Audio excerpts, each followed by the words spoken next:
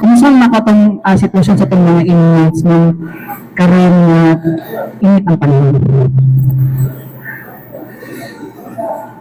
Nga itong mga measures, sir, na ginapahimo sa ilanga, like, na-required din sila na i-time na mag-inom og water para iwas dehydration.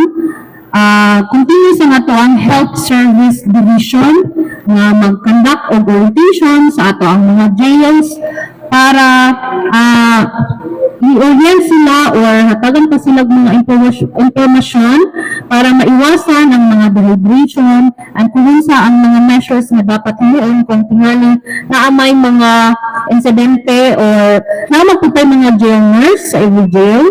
So, constant man ang pag-monitor sa ato ang mga PDL. Always na naa ang ato ang mga BJMP personnel na nag-monitor always sa ato ang mga PDL. So, right po, nabot ano pa tayong mga pwede na pala mga kaning heat-related na mga sakit sa itong mga PDLs so far? Nasa nawawi dyan? So far, wala pa may na-report ang ato ang head sa Health Service Division sa BJMP Regional Office 11 na naay mga sakit or mga nahitabo dito sa jail with regard sa mga health conditions sa ato ang mga PDL, sir. So, how about silang kanang kay ang problema karon kay ang ventilation kay right now, bisag gabi ang dako kaling ang panahon. Naa may mga electric fan ang ato ang mga selda, sir. Tapos every morning pwede sila mag-exercise, ginaalaw mana sa ato ang mga PDL. How about sa mga senior citizens ng mga inmates mo? PDLs rather. Okay man, sir, naa sila sa Davao City Jail Annex. Ang kanang annex na jail, dito ginabutang ang ato ang mga senior citizen. Kumbaga, specialized sila dito na ay mga mas daghang health personal nato ang mga makamonitor sa ilaha, sir. So, assured ng ato ang tawagan itong mga PDLs is malikay gid sila sa mga any heat-related na mga sakit. Yes, sir. Dagan tayo mga preventive measures na ginabuhat. And then kami sa regional office, always po gina-remind ang all jails pertaining sa kanang mga issues. Constant ang pag-monitor sa ato ang OIC karon, officer in charge ng BJMP Regional Office 11. Pwede ko mga tanong nila, abot na nabanggit na ganun mga mga preventive measures. Oo, kanang mag-conduct sila og mga orientation, sir, sa jails. Aside from that, sa patong mga preventive measures na inyong ginagawa. Katong ginanakaw nga gi-require sila nga mag-inom og tubig. Parang sabayang inom, kumbaga, sir, may time sila nga sabayang inom ng tubig para i-avoid yung mga dehydration, sir. Gina-require sila kanan sa jails. Isa pa na ako pangutan naman, kumusta to ang pankaroon mo? Ito ang nabanggit mo ang lamba sa population. Pero kung sa ba, increasing or decreasing ito ang pasok sa itong mga PDLs? Minsan mag-increase, sir, pero daghan mo pumulaya, so naay mo sulod, na pumugawas.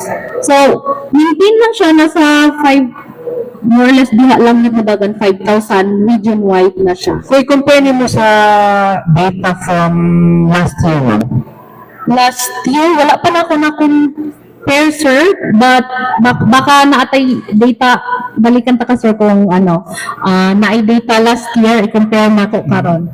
Maintain na kita, ma'am, dito na lampas 5,000 na kita to ang total population. So, far, sir, lampas 5,000. Mara na ang max na to, ma'am. Yes. Max. Ano ba ito ang, ma'am, ideal na jail population?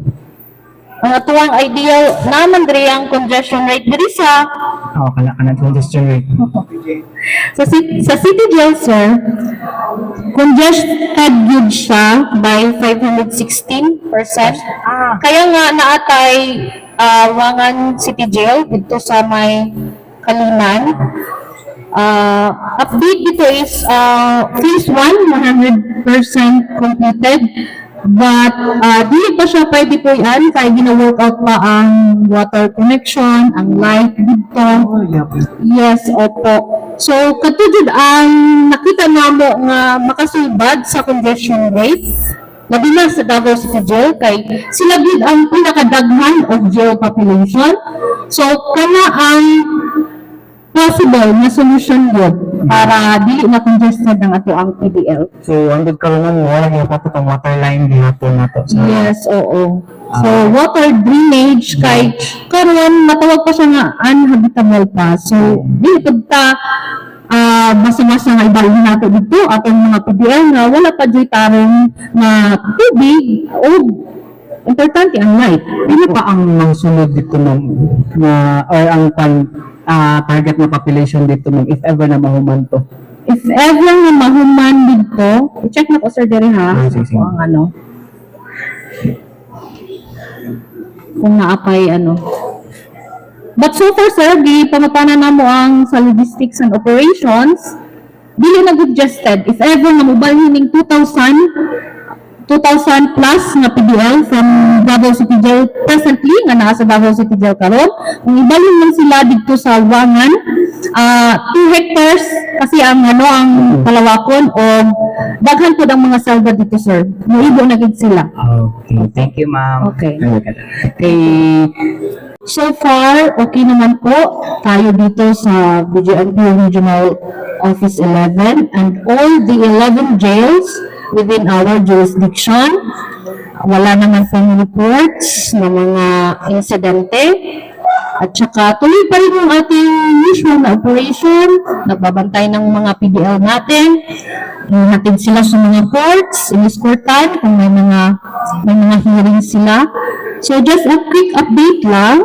Yung total jail population natin dito sa region-wide under Region 11 is 5,755 po yung total jail population natin. So yung marami talagang PDL is yung Davao City Jail Male Dormitory.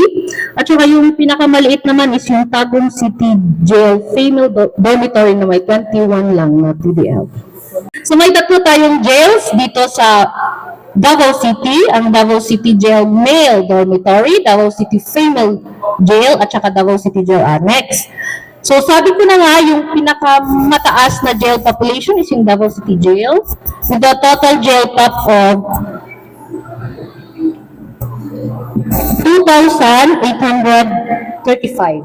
Tapos sa female dormitory, Davao City Jail, 208 lang po. Davao City Jail Annex is 405. Tapos, may mga jails din tayo dalawa sa Digo City District Jail Male Dormitory at saka female jail. 720 sa lalaki at saka 72 naman sa babae. May jail din tayo sa Igacus City Jail. Total jail pop naman nila is 124. Sa Panabo City District Jail naman, total jail population nila is 670. Sa Tagum City Male Dormitory, 162. At saka yung 21 is a female dormitory nila. Monte Vista District Jail, 347 yung jail pop nila. At saka last is yung Lupon District Jail, 85 lang po. Maliit kasi yung fund, kaya sinushow ko muna. So yun lang po. Total of 5,755. Lupon is 85 lang po.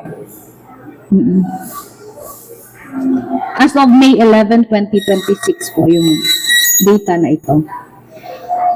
Okay, thank you so